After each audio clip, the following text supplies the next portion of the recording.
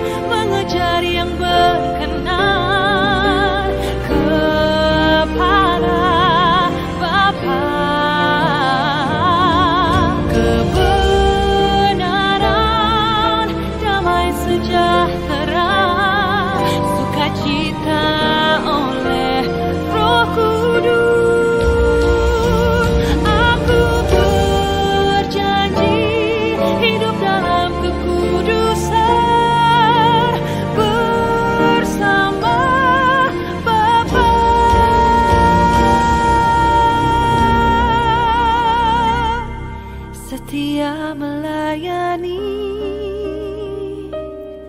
perasaan Bapa.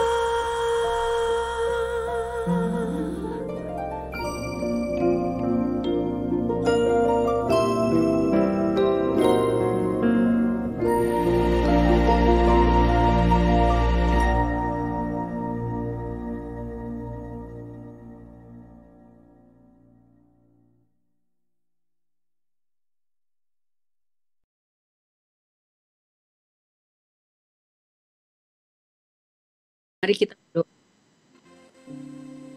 Bapa, di dalam nama Tuhan Yesus, kami mengucap syukur Tuhan untuk pagi hari ini Tuhan. Untuk kesempatan yang Kau berikan pada kami Tuhan. Kami boleh mengadakan ibadah pada pagi hari ini. Tuhan, kami semua rindu mengalami perjumpaan dengan Tuhan. Kami rindu Tuhan untuk mendengar isi hati-Mu dan menyenangkan hati-Mu. Urapi setiap kami yang mendengar. Beri kami roh hikmat, roh pengertian dan pewahyuan, supaya kami belajar kebenaran firman-Mu. Karena firman-Mu itulah yang memerdekakan kami. Beri kami hati yang haus dan lapar akan Engkau Tuhan. Beri kami hati yang menanti-nantikan firman-Mu. Hati yang mau diajar oleh Engkau. Buka Tuhan setiap telinga rohani kami untuk mendengar setiap perkataan-Mu. Urapi hamba-Mu yang akan menyampaikan firman Tuhan. Urapi supaya apa yang keluar dari lidah bibir mulut hamba-Mu ini hanya berasal daripada Tuhan. Dan biar setiap benih yang ditaburkan pada pagi ini jatuh di tanah yang subur, sehingga berbuah di dalam kehidupan jemaat-Mu. Urapi setiap koneksi internet lancar dan tidak terputus. Roh Kudus, ambil alih dari awal hingga akhir ibadah ini. Di dalam nama Tuhan Yesus, kami siap mendengar firman-Mu Tuhan. Kami berdoa dan mengucap syukur. Amin.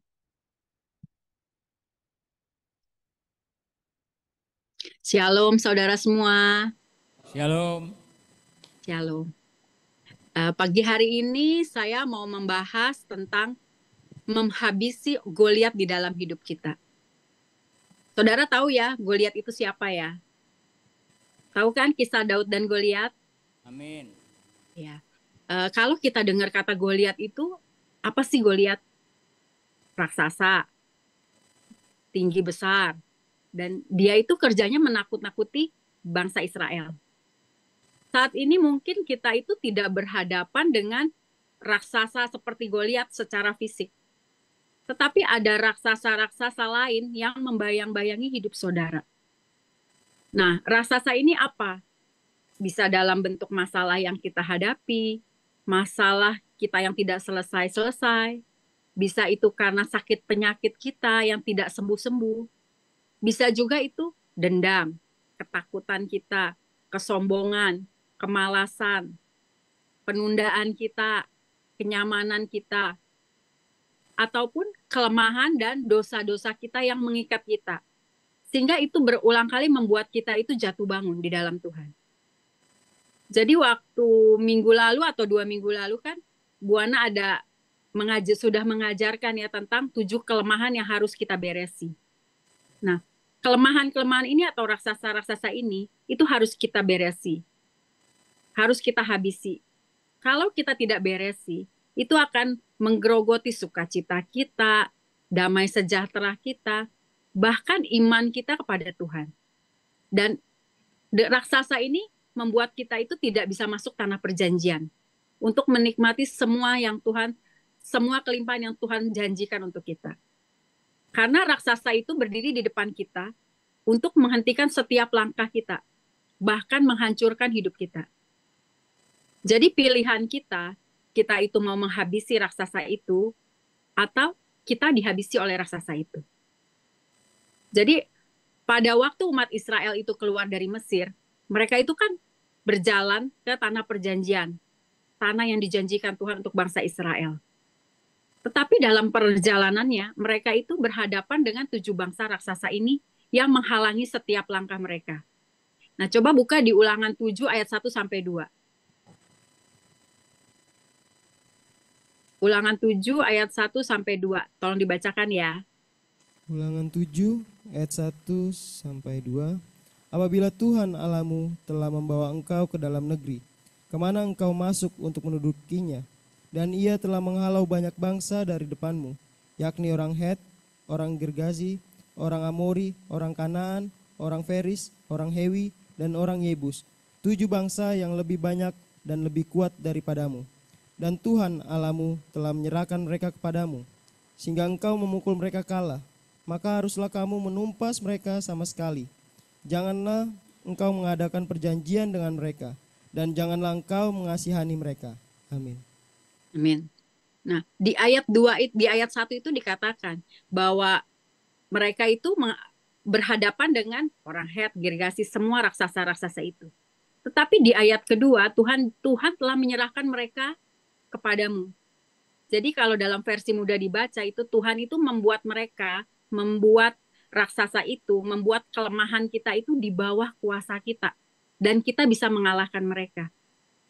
Artinya kan Tuhan itu sudah menjanjikan kemenangan. Ya benar kita hadapi masalah, kita hadapi raksasa kelemahan kita. Tapi Tuhan itu sudah menjanjikan kemenangan. Walaupun bangsa itu dikatakan lebih kuat daripada kita, lebih banyak. Tapi Tuhan itu sudah menyerahkan ke tangan kita. Harusnya kan kita bisa ya mengalahkan mereka. Tapi kenyataannya banyak anak Tuhan itu dikalahkan oleh raksasa-raksasa ini.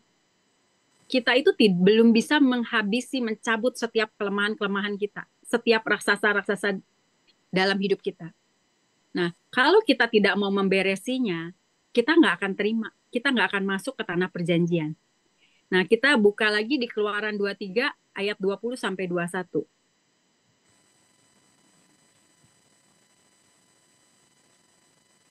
Keluaran 23 ayat 20 sampai 21. Ayo baca bersama-sama ya.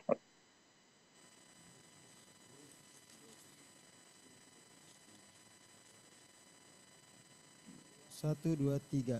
Sesungguhnya aku mengutus seorang malaikat berjalan di depanmu untuk melindungi engkau di jalan dan untuk membawa engkau ke tempat yang telah kau sediakan. Ayat 21. Jagalah dirimu di hadapannya dan dengarkanlah perkataannya. Janganlah engkau mendurhaka kepadanya, sebab pelanggaranmu tidak akan diampuninya, sebab namaku ada di dalam dia. Nah, dari ayat ini, Tuhan itu sudah menjamin kemenangan untuk kita. Bahkan Tuhan itu mengutus malaikatnya untuk melindungi kita, untuk menuntun kita. Nah, malaikat di sini ini Roh Kudus ya, yang memberikan kita nasihat, menuntun kita supaya kita sampai nih ke tempat yang Tuhan sudah sediakan.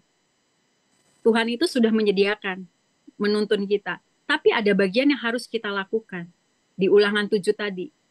Jadi kita harus apa? Kita harus menghabisi mereka, harus menumpas mereka, harus memeranginya. Nah, sekarang saudara buka di 1 Petrus 5 ayat 8.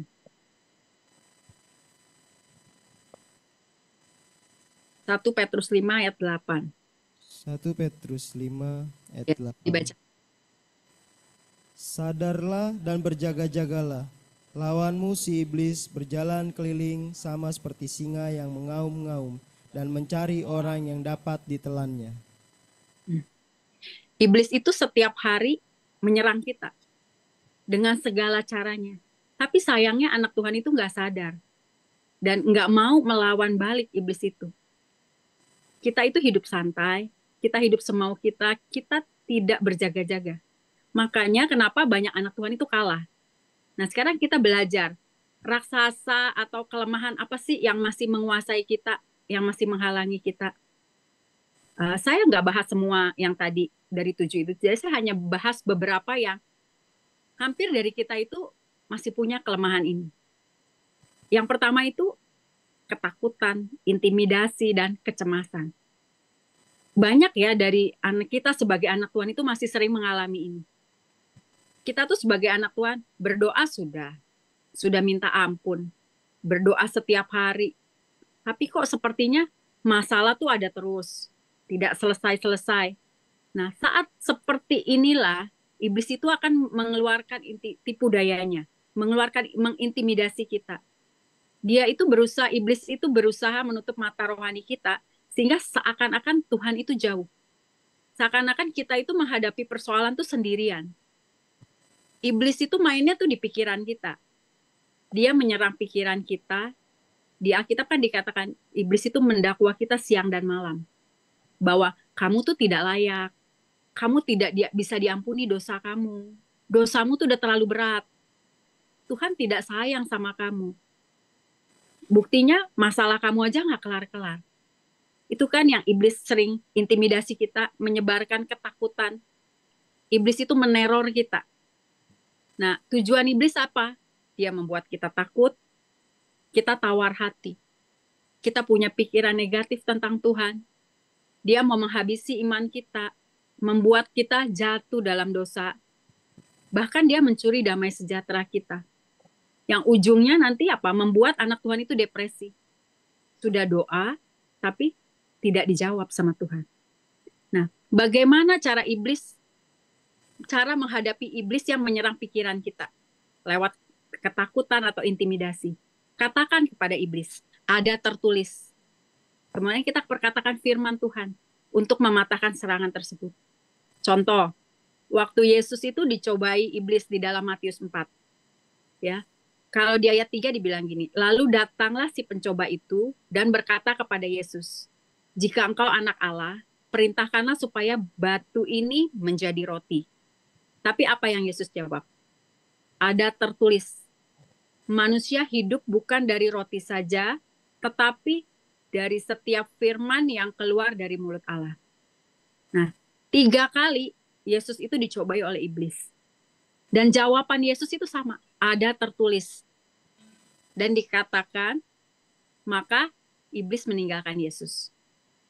Begitu juga waktu iblis itu menyebarkan ketakutan, meneror pikiran kita, langsung kita katakan ada tertulis iblis. Kita perkatakan firman Tuhan. Tapi hati-hati ya saudara, iblis akan bilang gini, ada tertulis apa? Kamu tuh tahu apa? Orang kamu aja baca Alkitab malas. Kamu tahu apa? Setiap ibadah kamu tidak memperhatikan. Kamu sibuk dengan pikiran kamu sendiri. Dan kamu mengantuk bahkan. Berani-beraninya kamu bilang ada tertulis. Sementara kamu sendiri tidak tahu tentang firman. Buktinya kamu masih jalan terus dosanya. Nah, iblis itu tahu firman nggak? Tahu.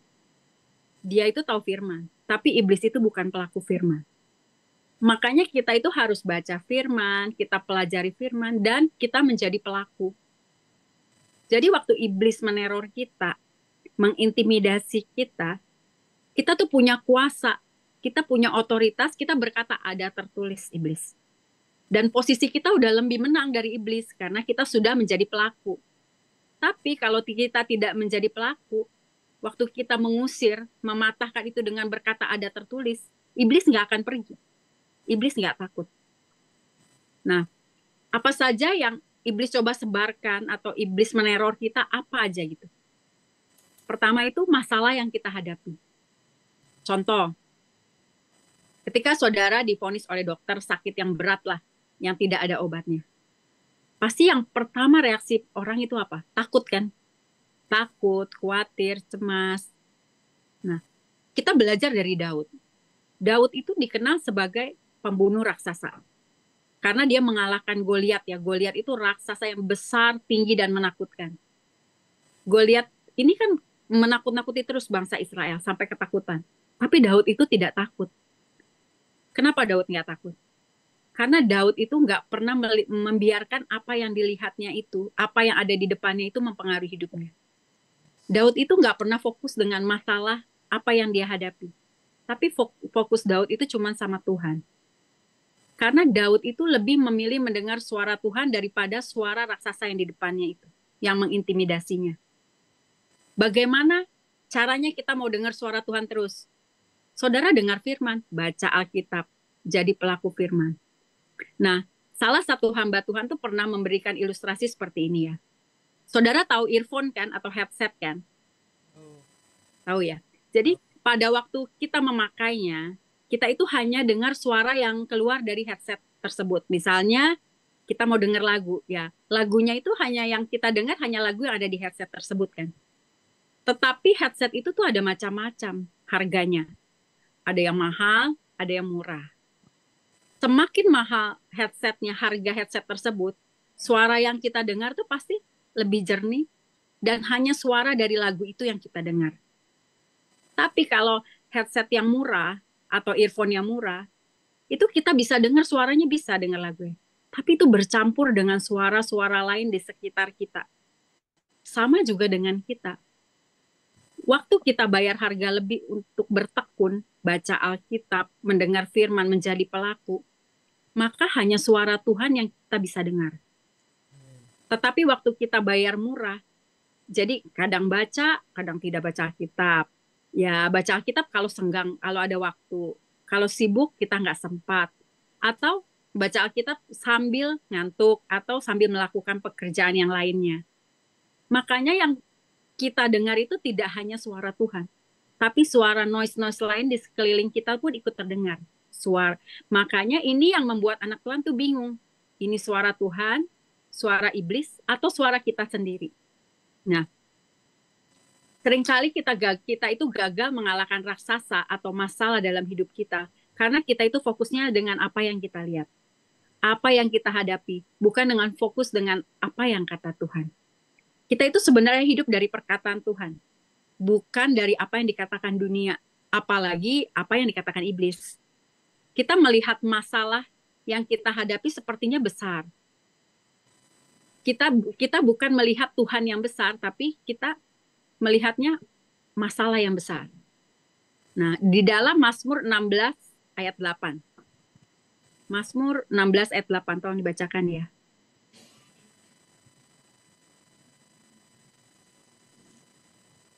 Mazmur 16 ayat. ayat 8. Aku senantiasa memandang kepada Tuhan, karena Ia berdiri di sebelah kananku, aku tidak goyah. Amin. Amin. Amin. Kalau dalam terjemahan VMD-nya dikatakan begini, Daud berkata begini, aku itu selalu mengingat bahwa Tuhan itu bersamaku. Aku selalu dekat kepadanya, jadi tidak ada yang dapat mengalahkan aku. Daud itu nggak melihat apa yang di depannya. Tapi dia hanya memandang Tuhan. Dia tidak pandang Goliat yang besar, tapi Daud tahu kalau Tuhan bersamanya tidak ada yang bisa mengalahkannya. Nah, seringkali kita gagal menghabisi intimidasi atau teror iblis karena kita itu kurang bertekun. Jadi firman itu belum menyatu di dalam kita. Dan fokus kita itu bukan pada sama Tuhan, tapi fokus kita dengan raksasa yang kita hadapi. Makanya itu yang membuat kita takut. Apa yang harus kita lakukan? Saudara baca firman. Masukkan firman itu ke dalam hidup kita. Karena iman itu timbul dari pendengaran. Pendengaran akan firman Tuhan. Jadi waktu kita punya iman, kita itu punya kuasa untuk membungkam mulut iblis. Yang misalnya nih iblis bilang, kamu sakit, kamu tidak akan bisa sembuh karena tidak ada obatnya. Kita katakan, ada tertulis iblis, oleh bilur-bilurnya aku sudah sembuh. Segala sakit penyakit itu, Tuhan sudah pikul semua di atas kayu salib. Jadi oleh bilur-bilur aku sudah sembuh. Atau waktu kita terdesak oleh kebutuhan, kita pakai firman Tuhan. Ada tertulis, aku ini anak Allah. Aku punya Bapa yang baik yang berjanji memenuhi kebutuhanku. Tuhan tidak lalai dan pertolongannya tidak akan pernah terlambat. Jangan fokus dengan apa kondisi yang kita hadapi, tapi fokus pada setiap janji Tuhan. Nah, selain masalah yang kita hadapi, iblis juga, apalagi yang iblis intimidasi? Biasanya kelemahan dan dosa yang mengikat kita. Kalau kita habis melakukan dosa nih, iblis itu akan mengintimidasi kita. Contoh, kelemahan atau dosa yang misalnya kemarahan. Waktu kita habis marah nih, pasti iblis langsung mengintimidasi kita. Kemarahan, perjinahan, sakit hati, mamon, kesombongan. Nah, setiap kita habis melakukan itu, kita sudah minta ampun mungkin sama Tuhan. Tapi tetap iblis itu mengintimidasi kita. Kamu tuh nggak layak. Kamu tuh masih berdosa. Kamu sudah gagal. Tuhan tidak akan menjawab doa kamu. Itu yang iblis intimidasi kita. Makanya kita harus selesaikan dosa. Kita hidup kudus. Habisi setiap kelemahan-kelemahan kita, raksasa-raksasa kita. Supaya tidak ada celah iblis mendakwa kita terus. Nah, di dalam Kolose 3 ayat 5, itu dikatakan, karena itu matikanlah dalam dirimu segala sesuatu yang duniawi, yaitu percabulan, kenajisan, hawa nafsu, nafsu jahat, dan juga keserakahan yang sama seperti dengan penyembahan berhala.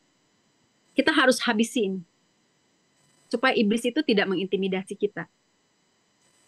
Kemudian kita buka dalam Yesaya 59 ayat 1 dan 2. Yesaya 59 ayat 1 dan 2. Tolong bacakan ya. Yesaya 59 ayat 1 dan 2.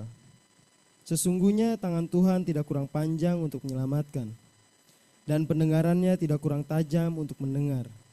Tetapi yang merupakan pemisah antara kamu dan Allahmu ialah segala kejahatanmu, dan yang membuat dia menyembunyikan diri terhadap kamu, sehingga ia tidak mendengar, ialah segala dosamu. Nah, selesaikan, beres si dosa kita. Karena itu yang memisahkan kita sama Tuhan. Sehingga kita itu nggak bisa melihat pertolongan Tuhan itu tepat pada waktunya. Kemudian di Yakobus 4 ayat 7,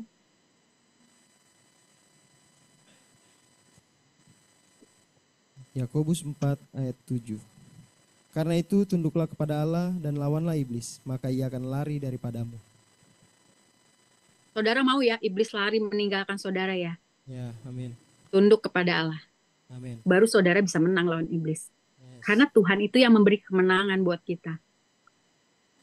biar Tuhan berdaulat atas hidup saudara. Dan engkau akan jadi lebih daripada pemenang. Amin. Nah, setiap orang itu ada sisi kelemahannya. Dan itu cuma saudara sama Tuhan yang tahu. Minta Tuhan singkapkan.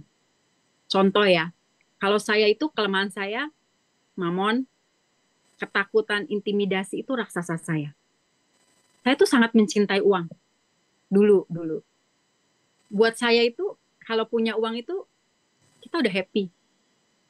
Buat saya itu, hidup saya itu akan nyaman, itu tergantung dari jumlah uang di rekening saya. Jadi, kalau uang saya sudah mulai menipis, itu pasti akan bikin saya cemas dan takut. Salah satu ciri orang yang terikat mamon itu dia gampang khawatir. Hidup saya dulu seperti itu. Sampai saya itu nggak bisa mempercayakan hidup saya ke tangan Tuhan. Terutama dalam keuangan.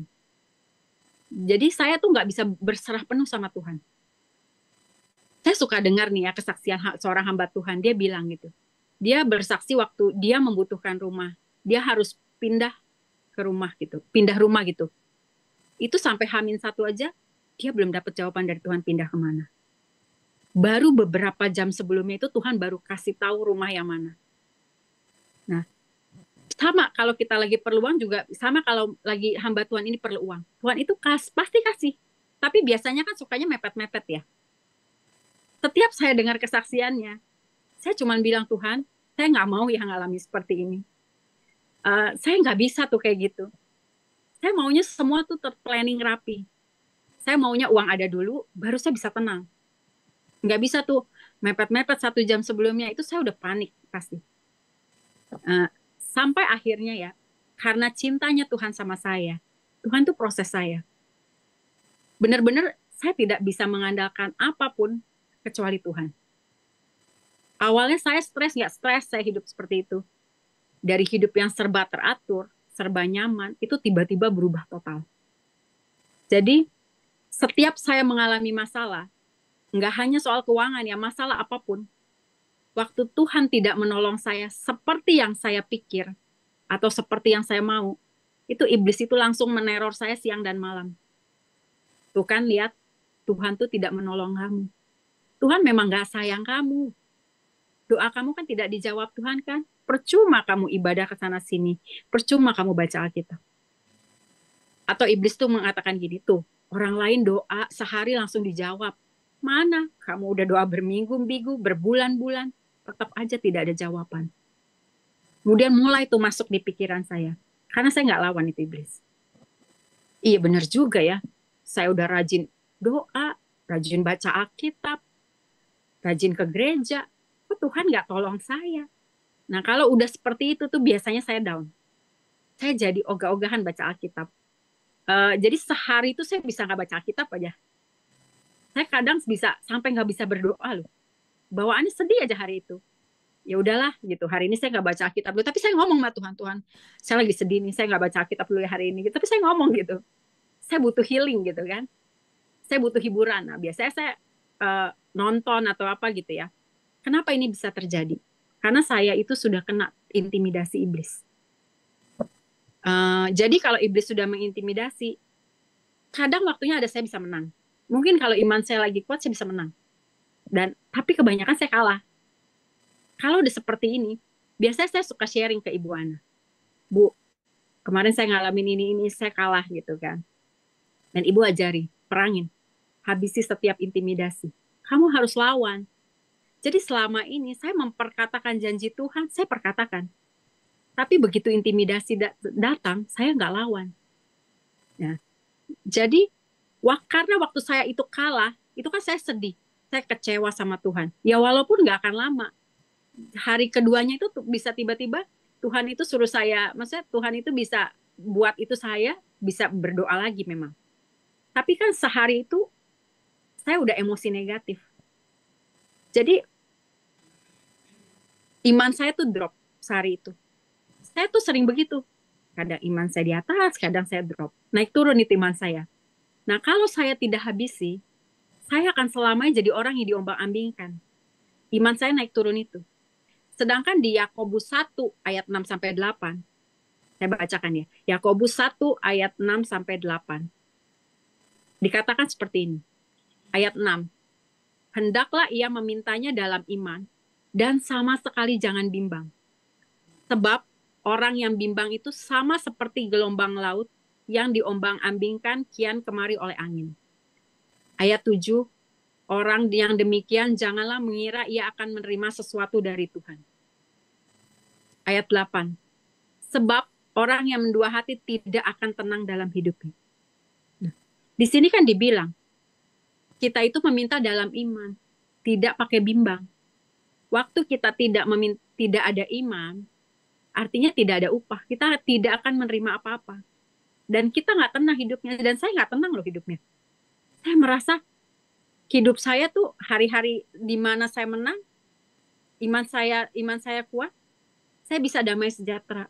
Tapi begitu hari di mana saya dikalahkan, itu seharian damai sejahtera saya hilang. Jadi selama saya tidak bisa menghabisi iblis, dan saya dikalahkan, ketika iblis mulai meneror saya, itu saya tuh tidak tenang hidupnya. Nah sekarang kemudian saya belajar untuk memerangi seperti yang Ibu Ana ajarin. Saya mulai melawan dengan apa? Ada tertulis. Saya belajar perangi. Saya nggak fokus dengan masalah saya, dengan kelemahan saya, tapi saya fokus sama Tuhan. Hidup saya itu jauh lebih enak. Saya lebih damai dan tidak ada kekhawatiran. Walaupun masalah ada nggak, tetap ada. Tapi saya sudah tidak khawatir. Saya tidak takut. Dan lebih saya nggak gampang curiga sama Tuhan. Kalau dulu setiap ada masalah yang terjadi gitu, aduh Tuhan, apalagi sih ini masalahnya? Apalagi sih? Aduh, saya buka celah apa sih? Itu curiga saya sama Tuhan loh. Begitu saya awal mengalami masalah. Tapi waktu saya lawan itu setiap intimidasi, saya nggak gampang curiga sama Tuhan.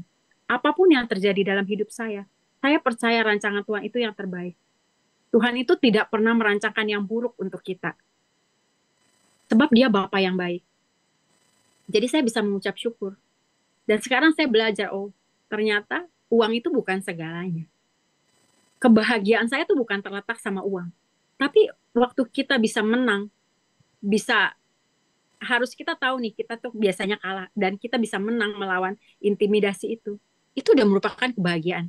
Karena itu pun menyenangkan hati Tuhan. Kita punya iman yang teguh di dalam Tuhan.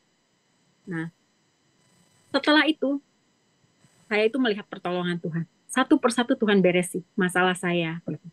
Nah, mari saudara cek dalam hidup saudara.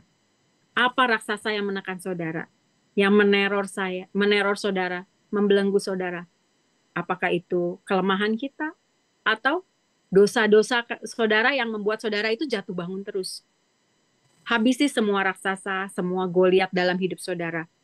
Karena itu menghalangi kita itu masuk ke tanah perjanjian. Tuhan itu memberikan kita tanah perjanjian yang berlimpah-limpah susu dan madu. Tapi bagian kita peranginya. Tuhan sudah berjanji bahwa Tuhan itu membuat raksasa itu di bawah kaki kita dan kita pasti mengalahkannya. Tapi kita harus memeranginya. Bagaimana kita menghabisi Goliat kita? Tunduk kepada Tuhan. Biar Tuhan berdaulat atas hidup kita. Pakai pedang roh firman Tuhan untuk memenggal Goliat, menghabisi Goliat. Dan saudara harus jadi pelaku firman. Sehingga waktu saudara memperkatakan firman, itu ada kuasanya. Iblis itu akan lari. Kalau tidak ada kuasanya, iblis itu nggak akan lari.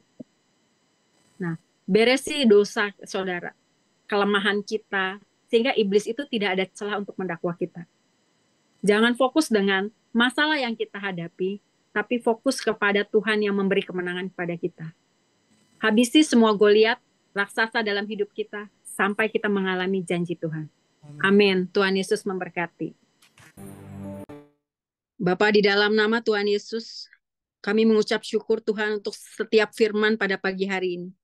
Kami percaya Tuhan, setiap firman yang ditabur tidak akan pernah kembali sia-sia, tapi berakar kuat dan bertumbuh di dalam hidup kami. Biar kami semakin hari semakin diubahkan oleh kebenaran firman-Mu. Tuhan, pada hari ini Tuhan, kami memutuskan untuk memberesi setiap kelemahan kami, setiap dosa kami. Kami mau menghabisi setiap raksasa dalam hidup kami Tuhan. Supaya tidak ada lagi yang menghalangi kami dengan Engkau. Tidak ada lagi yang menghalangi kami untuk menikmati semua janji yang Tuhan sudah sediakan untuk kami. Singkapkan Tuhan semua kelemahan kami Tuhan. Raksasa kami cabut Tuhan, habisi Tuhan. Setiap raksasa yang ada dalam hidup kami. Engkau Tuhan yang sudah memberikan kemenangan dalam hidup kami. Tuhan, kami mau membereskan hidup kami supaya tidak ada lagi penghalang antara kami dengan Engkau. Buat kami tidak fokus dengan masalah kami Tuhan, dengan kelemahan kami Tuhan, tapi buat kami hanya fokus kepada perkataan-Mu dan setiap janji-janji-Mu Tuhan. Beri kami hati yang haus dan lapar akan Engkau Tuhan, untuk terus Tuhan menggali kebenaran setiap kebenaran firman-Mu Tuhan, karena firman-Mu itu yang membersihkan kami. Dan janji-Mu Tuhan, ya dan amin, pasti digenapi dalam hidup kami. Terima kasih Tuhan, biar nama Tuhan saja yang dipermuliakan di dalam hidup kami. Di dalam nama Tuhan Yesus kami berucap syukur. Mari angkat tangan, terima berkat.